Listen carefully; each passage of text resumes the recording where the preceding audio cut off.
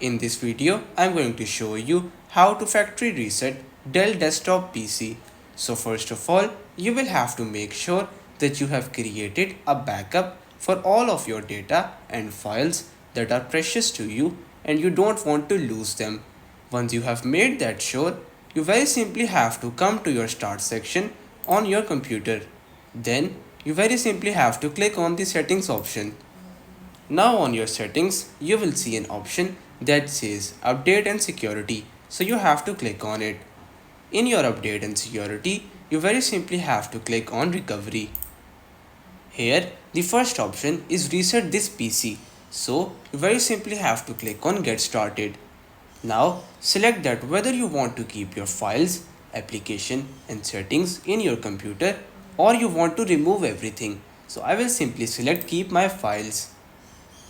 Next, you have to select through which method you would like to reinstall the Windows in your computer. Whether you want to use cloud download or local reinstall, it's up to you. So, I will simply select local reinstall.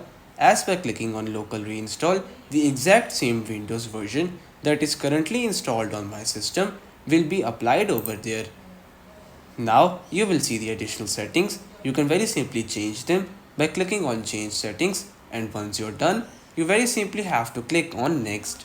Once you click on next, you will be asked a couple of questions and then you will be able to very easily reset your Dell desktop PC. So that's pretty much all for today's video. Consider subscribing to our channel for more informative videos in the future.